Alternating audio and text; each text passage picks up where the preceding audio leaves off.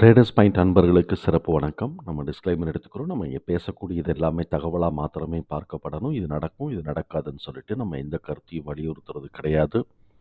இது யாருக்கும் முதலீடு சம்மந்தமாக கொடுக்கப்படும் ஆலோசனை இல்லை. பங்குகளை வாங்கவோ விற்கவோ நம்ம எந்த ஆலோசனையும் கொடுக்கப்படுறதில்ல. எல்லா தொழிலையும் ரிஸ்க் இருக்கும். ரிஸ்க்கை புரிஞ்சுட்டு எச்சரிக்கையோட தொழில் செய்யும்போது எல்லாமே நல்லாயிருக்கும். நம்மளை ஆதரிக்கிற அனைத்து நல்ல உள்ளங்களுக்கும் நன்றி. வாழ்க வளமுடன். நண்பர்களே, நம்ம ஸ்க்ரீன் அவுட் பண்ணிக்கிட்டு இருந்தோம். எங்கல்ஃபிங் ஆனத பத்தி, டோஜி எதுவும் ஃபார்ம் ஆகி மேல வருதா அப்படிங்கிறத பத்தி ஸ்க்ரீன் அவுட் பண்ணிட்டு இருந்தோம். அப்படி ஸ்க்ரீன் அவுட் பண்ணும்போது நமக்கு கிடைச்ச நெறைய ஸ்டாக் கிடைச்சது. அதில நம்ம ஒண்ணொண்ணா டிஸ்கஸ் பண்றோம். கிட்டத்தட்ட 25 ஸ்டாக் இருக்கு. அதில எதெல்லாம் பொட்டன்ஷியலோ அத நம்ம கொஞ்சம் சீக்கிரமா டிஸ்கஸ் பண்ணிருவோம். இப்ப இதில நமக்கு ஒரு ஸ்டாக் கிடைச்சது தான் REC. REC rural electrification company. இவங்க ஃபினான்ஸ் பண்றாங்க. அந்த எதுக்காக அப்படின்னு சொன்னா, இந்த அ பவர் டிரான்ஸ்மிஷனுக்கு ரூரல்ஸ்க்கு எடுத்துட்டு போகக்கூடிய பவர் டிரான்ஸ்மிஷனுக்கு ஃபினான்ஸ் பண்றாங்க. மோஸ்ட் ப்ராபப்ளி இதுக்கு கவர்மெண்ட் டூ கவர்மெண்ட் தான் லோனா இருக்கிறதுக்கு வாய்ப்பு இருக்கும். டெபாசிட்ஸ்லாம் அக்செப்ட் பண்றது கிடையாது. இப்ப இவங்க தான் பண்ணி குடுக்குறாங்க. அதனால இவங்களுக்கு தான் பணம் வரும் அப்படிங்கிறதையும் நம்மளால புரிஞ்சுக்க முடியுது. இப்படிப்பட்ட இந்த கம்பெனியோட வேல்யூவேஷன்லாம் பார்த்தோம்னா, டியூரபிலிட்டி 60 ஆவும், வேல்யூவேஷன் விட்டுருவோம். இப்ப நமக்கு 55 இருக்கு. மொமெண்டம் ஸ்கோர் நல்லா பிக்கப் ஆயிட்டு இருக்கு. ஆனா, ஜோன் செல் ஜோன்ல தான் இருக்கு அப்படிங்கிறது தெரியுது. இப்ப நம்ம சம்மரில பார்த்தாலும் நமக்கு அதுதான் தெரிய போது. இப்போ ஓவரால்னு பார்த்தோம்னா, கிட்டத்தட்ட பிஇ டிடிஎம் 9.3 இருக்கிறது. இதுவே நமக்கு ஒரு பாசிட்டிவ் தான். குரோத் பிஇஜி, டிடிஎம் பார்த்தோம்னா 0.4% குரோத் இருக்கு. புக் வேல்யூக்கு 2.1 தான் இருக்கு. அதனால இதெல்லாம் இவங்களுக்கு நமக்கு ஒரு பாசிட்டிவ் தான். ஏன்னா எல்லாம் கம்மியா இருக்கு. அதே மாதிரி டிவிடெண்டும் குடுக்குறாங்க. 2.3% ஈல்டு டிவிடெண்ட் பெர் இயருக்கு குடுக்குறாங்க. உங்க பேசிக் இபிஎஸ் பார்த்தோம் அப்படின்னு சொன்னோம்னாக்க 49.9 இருக்கு. இப்ப இப்படிப்பட்ட இந்த கம்பெனியோட நம்ம ஃபினான்ஷியல்ஸ் பார்த்தோம் அப்படின்னா, இவன் ஆனுவலைஸா பார்த்தோம்னா கிட்டத்தட்ட ரூ. 39,000 ரெவென்யூ வருது. இப்ப நெட் ப்ராஃபிட் ரூ. 11,000 இது கன்டினியூஸா 2019லேருந்து தொய்வே இல்லாம அது பாட்டு 3,000 4,000 எந்திரிச்சுக்கிட்டே இருந்துட்டுருக்கு. அதே மாரி ப்ராஃபிட்டும் தொய்வே இல்லாம கிட்டத்தட்ட 2019ல இருந்தத டபுள் பண்ணிருச்சு. நெட் ப்ராஃபிட்டும். 2019ல ரூ. 5,700 இருக்கு. இப்ப ரூ. 11,000 இருக்கு. டபுள் பண்ணிருச்சு. இதுவும் பார்த்தோம்னா ப்ராஃபிட்டும் 1,000 2,000 இன்க்ரீஸ் ஆகிட்டு தான் இருக்கு. 2020லேருந்து 21 மாத்திரமே கிட்டத்தட்ட டபுளாவே ஆயிருச்சு. அதுவே டபுள் ஆயிருக்குன்னா ரூ. 4,000 கிட்டக்க இல்ல ரூ. 3,500 டபுள் ஆயிருக்கு. அப்ப இது இன்னும் குரோத்ல இருக்கு. நம்ம ஏற்கனவே சொல்லியிருக்கிறோம். நம்ம பவர் செக்டார் 2030 வரைக்கும் குரோத்ல இருக்கு அப்படின்னு சொன்னா, இவங்களுக்கெல்லாம் இன்னும் நெறைய வேலை இருக்கு அப்படிங்கிறது நம்மளால புரிஞ்சுக்க முடியுது. இப்ப இவங்களுடைய டோட்டல் ஷேர் ஹோல்டிங் இது பார்த்தோம்னா, குவார்ட்டர்லில இப்ப என்ன நடந்திருக்கு நமக்கு, இங்க நம்ம டிடிஎம் பார்த்துக்கிறோம். டிடிஎம் நமக்கு பார்க்கும்போது பார்த்தோம்னாக்க, எவ்வளோ இருக்கு? டிடிஎம் எவ்வளோ இருக்குங்கிறதையும் நம்ம பார்த்துருவோம். அது இங்கேயே பார்த்துக்குவோம், ஃபினான்ஸ்ல. டிடிஎம் பார்த்த வரைக்கும் நம்ம பார்த்தோம்னு வச்சுக்கோங்களேன், அ இதிலேயே கிடைச்சிரும். டிடிஎம் பார்த்தோம்னாக்க, நெட் ப்ராஃபிட் டிடிஎம் 13,131 நம்ம அட்டைன் பண்ணணும். அதுக்கப்புறம் இபிஎஸ் 49.9 அட்டைன் பண்ணணும். இது 2த்தையும் இவங்க அட்டைன் பண்ணுவாங்களா அப்படின்னு சொல்லிட்டு நம்ம பார்ப்போம். ரெவென்யூவோட டிடிஎம்மையும் சேர்த்து பார்த்துருவோம். ரெவென்யூவோட டிடிஎம் ரூ. 45,000 இருக்கு. இப்ப ரூ. 45,000 இப்ப இந்த 3 குவார்ட்டர்ல என்ன பண்ணியிருக்கிறாங்க, 11,000 11.7 அப்படின்னா 22.7 இருக்கு. இங்கிட்டு ஒரு 12 இருக்கு. 32 34.7 இத சேர்த்தோம்னா 1 வருது. 34 35 வரைக்கும் வந்துருச்சு.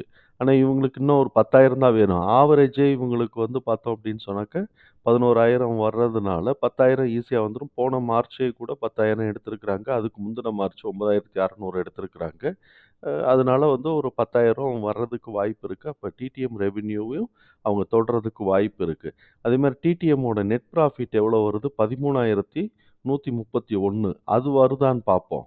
இங்க 2,900 நம்ம அத இதுலயே போட்டுருவோம். 2,960 2968 2968 + 3789 + 3300 போட்டோம்னா கிட்டத்தட்ட 10,000 வந்துருச்சு. 10,057 வந்துருச்சு இது. இப்ப 10,057ன்னா இன்னும் ஒரு 3,000 வேணும். இவங்க ஆவரேஜே 3,000 எடுக்குறாங்க.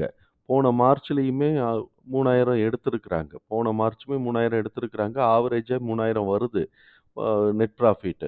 அதுக்கப்புறம் இ இது வந்து பேசிக் இபிஎஸோட இது டிடிஎம் வந்து பார்த்தோம் அப்படின்னு சொன்னா 49.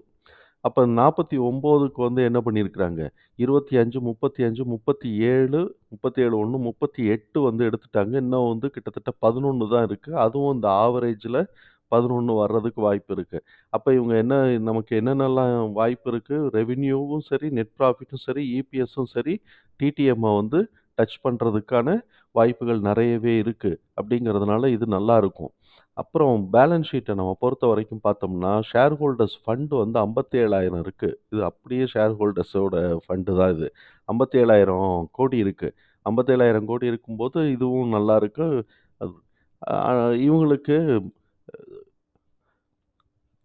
ரேஷியோஸ் பார்த்தோம்னா, புக் வேல்யூ 216 இருக்கு. இந்த புக் வேல்யூக்கு நம்ம 2 டைம்ஸ்ன்னு போட்டா கூட, இப்ப அதோட மார்க்கெட் வேல்யூ அவ்வளோதான் வருது. இப்போ மார்க்கெட் பிரைஸ் வந்து 468 இருக்கு. அதுக்கு 2 டைம் போட்டாலுமே 2, 2 1/2 டைம் போட்டாலுமே அவ்வளோதான் வருது. இவங்க ஆர்ஓஇ, ஆர்ஓசிஇ இது 2ம் நல்லா எடுத்துக்கிட்டு இருக்கிறாங்க. இது 10%க்கு மேல வருது. போன வருஷத்த கம்பேர் பண்ணும்போது ஆர்ஓஇ கம்மியா இருக்கு. ஆர்ஓசிஇ இன்கிரீஸ் ஆயிருக்கு. டோட்டல் டெப்ட் வந்து 6.7. இத பத்தி நம்ம கவலைப்பட வேண்டியதில்ல. ஏன்னா, இவங்க வந்து லெண்டிங் தான் பண்றாங்க. இன்ஃப்ராஸ்ட்ரக்சருக்கு எலக்ட்ரிக்கல் இன்ஃப்ராஸ்ட்ரக்சருக்கு லெண்டிங் பண்றாங்க. அதனால கவர்மெண்ட்லேருந்து கடன் வாங்கி, நபார்டு இந்த மாரி நெறைய ஏஜென்சிலேருந்து கடன் வாங்கி, அந்த கடன வந்து இவங்க வந்து ரூரல் எலக்ட்ரிஃபிகேஷனுக்கு உண்டான செலவு பண்றாங்க. அதோட ஈல்டு வரும்போது, இவங்க வந்து அந்த கடனுக்கு உண்டான வட்டியும், கடனையும் திருப்பி குடுத்துட்டு, இத வந்து நமக்கு பேலன்ஸா தான் காட்டப் போறாங்க. அதனால கவர்மெண்ட்டுக்குள்ளேயே தான் இது பணம் சுத்திக்கிட்டு இருக்கே தவிர்த்து, கவர்மெண்ட் அனவுன்ஸ் பண்றாங்க, அந்த பணம். அந்த இதுதான் சுத்திக்கிட்டு இருக்கு. அப்ப இவங்க நெறைய கிரீன் எனர்ஜீஸ்குள்ளேயே போட்டுக்கிட்டு இருக்கிறதுனால, சப்சிக்வென்ட்டா இவங்களுக்கு வந்து செலவு ஒண்ணும் இருக்காது. One time investment plus maintenance தான். அதனால அது பாட்டு ஒரு ஸ்டேஜுக்கு மேல அவங்களோட வந்துகிட்டே இருக்கும். கவர்மெண்ட் ஸ்கீம்ஸ தான் இம்ப்ளிமெண்ட் பண்ணிக்கிட்டு இருக்கிறாங்க. அதுவே இவங்களுக்கு பலம். அதனால இது கடன் கொஞ்சம் கூட போனாலும், குறைய போனாலும் அத பத்தி நம்ம கவலைப்பட வேண்டியதுக்கான அவசியம் இல்ல. இப்ப டெக்னிக்கல்ஸ் என்ன சொல்லுதுன்னாக்க, இன்னும் புல்லிஷ் சைடு தான் டெக்னிக்கல்ஸ் காட்டிக்கிட்டு இருக்கு. ஷேர் ஹோல்டிங் பேட்டர்ன்ஸ் வந்து இவங்க வந்து ப்ரமோட்டர்ஸ் அப்படியே இருக்கிறாங்க. இவங்க வந்து என்ன பண்ணியிருக்கிறாங்க, எஃப்ஐஐஸ் வந்து முதல்ல வந்து ஜூன் மாசத்துல இருந்ததுலேருந்து ஒரு 1% குறைச்சிட்டு, இப்ப வந்து திருப்பியும் அது கிட்டத்தட்ட அதே அளவுக்கு மெயின்டெயின் பண்றாங்க. 0.24 பண்ணிக்கிட்டு இருக்கிறாங்க. இவங்க நம்ம எம்எஃப்எஸ் வந்து எம்எஃப் என்ன பண்றாங்க, செப்டம்பர் மாசம் நல்லா ஜூன் மாசம் வந்தத காட்டிலும் செப்டம்பர் மாசம் 1% ஏத்திட்டு, டிசம்பர் மாசம் கிட்டத்தட்ட ஒரு 0.4% வந்து குறைச்சிருக்கிறாங்க. ரொம்ப பெருசா இல்லாட்டி 0.4 குறைச்சிருக்கிறாங்க. இப்ப நமக்கு சம்மர் ஸ்டார்ட் ஆயிட்டதுனால, இவங்களுக்கு வந்து எகைன் திருப்பி ஈபியோட டிமாண்ட் இன்கிரீஸ் ஆகுது. நம்ம ஏற்கனவே நம்ம வந்து அந்த சில நியூஸஸ் மாரி நம்ம ஜஸ்ட் எ கிளான்ஸ் நியூஸ்லாம் போடுறோம். ஈபியோட டிமாண்ட் எல்லாம் வந்து இன்கிரீஸ் ஆகுது. டார்கெட் ரிவைஸ் ஆகி இன்கிரீஸ் ஆகிட்டு இருக்கு அப்படிங்கிறத நம்ம பார்த்தோம். அதனால இவங்களுடைய டிமாண்ட் இன்னும் இன்கிரீஸ் ஆகத்தான் செய்யுது. அப்படி இருக்கும்போது அப்படி இருக்கக்கூடிய இந்த கம்பெனியோட டெக்னிக்கல்ஸ் என்ன சொல்லுதுன்னு பார்த்தோம்னாக்க, நம்ம ஒன் டேவ எடுத்தோம் அப்படின்னு சொன்னாக்க, இவங்க இறங்கவே இல்ல. ஒன் டேல எடுத்தோம்னா இறங்கவே இல்ல. சுத்தமா அப்படியே மேல ஏறிக்கிட்டே தான் இருக்கிறாய்ங்க. இப்ப தான் கூடுதலா இறங்கியிருக்கிறாய்ங்கன்னு சொல்ல முடியும். இந்த 2023ல கொஞ்சம் இறங்கியிருக்கிறான் பாருங்க. 2023 நவம்பர்ல கொஞ்சம் இறங்கியிருக்கிறான். அ அக்டோபர், நவம்பர்ல. இது நேச்சுரலா அந்த அந்த காலகட்டங்கள்ல ஈபியோட தேவை குறைய ஆரம்பிச்சதும், ரெவென்யூ கம்மியாகுங்கிறது புரிஞ்சுக்க முடியுது. இப்ப பாருங்க, இப்ப வந்து இறங்கினது தான். இப்ப இந்த மாரி வந்துட்டதுனாலே டவுன் ட்ரெண்ட்ல தான் இருக்குன்னு அர்த்தம். ஏன்னா வந்துட்டு இது ரீட்ரேஸ் ஆயிட்டு, அது அப்படியே திருப்பி இந்த பிவோட் பாயிண்ட் ரீட்ரேஸ் ஆயிட்டு, அடுத்து வந்துருச்சு பிவோட் பாயிண்ட்டுக்கு. இப்ப இவன் இந்த பிவோட் பாயிண்ட்ட உடைக்காம திருப்பி போனான்னு வச்சுக்கோங்க, இந்த பிவோட் பாயிண்ட் வரைக்கும். அதாவது இந்த பிவோட் பாயிண்ட் வரைக்கும் இறங்குறதுக்கு வாய்ப்பு இருக்கு. அப்படியே டவுன் ட்ரெண்டுக்கு வந்தான்னா, அப்ப 330 கிட்டக்க வருதுன்னு வச்சுக்கங்களேன். அது நமக்கு ஒரு நல்ல பிரைஸ் தான். 330 கிட்டக்க வந்துச்சுன்னா, அது ஒரு நல்ல பிரைஸ் தான். கிட்டத்தட்ட புக் வேல்யூக்கு ஒரு ரூ. 60 தான் கூட 1.5, 1.6 அந்த ரேஞ்சுக்குள்ள வந்து நிக்கும். மார்ச் மாசத்துக்கு புக் வேல்யூ இன்கிரீஸ் ஆயிருச்சுன்னா, இன்னும் மேல ஏற ஆரம்பிச்சுரும். மார்ச் மாசம் இப்ப வரக்கூடிய மார்ச் மாசத்தோட ஆனுவல் ரிப்போர்ட் வரும்போது புக் வேல்யூ இன்கிரீஸ் ஆகும்போது, அது அப்படியே வந்து இன்னும் ஒரு டபுள் ஆகும். அப்ப எவ்வளோ புக் வேல்யூ இன்கிரீஸ் ஆகுதோ, அதுக்கு நம்ம டபுள் கனெக்ட் பண்ணாலே போதுமானது. ஏன்னா பாஸ்ட் எக்ஸ்பீரியன்ஸ் அப்படித்தான் நடந்துகிட்டு இருக்கு. அதனால நம்ம புக் வேல்யூ எவ்வளவு இன்கிரீஸ் ஆகுதுன்னு நம்ம பார்த்துக்குவோம். அதுக்கு ஏத்த மாரி இருக்கணும். அதுக்கப்புறம் குவார்ட்டர்லி ரெவென்யூவும் அவங்க நல்லா பிடிக்கணும். பிடிக்கும்போது சரியா வரும். சரி, இப்ப இருக்கக்கூடிய இந்த புக் வேல்யூக்கு இது ஃபர்தரா மேல ஏறல அப்படின்னு சொன்னாக்க, இங்க 330 அந்த ரேஞ்சுக்கு இறங்குறதுக்கான வாய்ப்புகள் இருக்கு. இனிமே இத உடைக்காம இதோட இவன் இப்படி போயிட்டு திரும்பிறணும். இப்ப இத உடைச்சுட்டான்னு வச்சுக்கங்க, இதுல ஒரு புல் பேக் வச்சுட்டான்னா, திருப்பி அப் ட்ரெண்ட பிடிச்சு மேல போக ஆரம்பிச்சுருவான். அதனால இது 2 பக்கமும் நம்ம பார்த்துக்கணும். இப்ப இதுக்கு ஒரு ட்ரெண்ட் லைன் நம்ம வரைவோம். அந்த ட்ரெண்ட் லைன் வந்து உடைச்சு போனான் அப்படின்னு சொன்னாக்க, மேல ஏறிருவான் அப்படிங்கிறத புரிஞ்சுக்கிறோம். இந்த ட்ரெண்ட் லைன உடைச்சு மேல போனான்னா, மேல ஏறிருவான். ஒரு புல் பேக் வச்சான்னா. அதே தான் இங்கேயும் இருக்கு. பிவோட் பாயிண்ட்டாவும் இருக்கு. இப்ப இந்த சைடு வந்து என்ன செய்யுது? இந்த ட்ரெண்ட் லைன் வந்து என்ன செய்யுதுன்னு நம்ம பார்ப்போம். இது போன லோவ காட்டிலும் இந்த லோ வந்து கூட ஆயிருக்கு.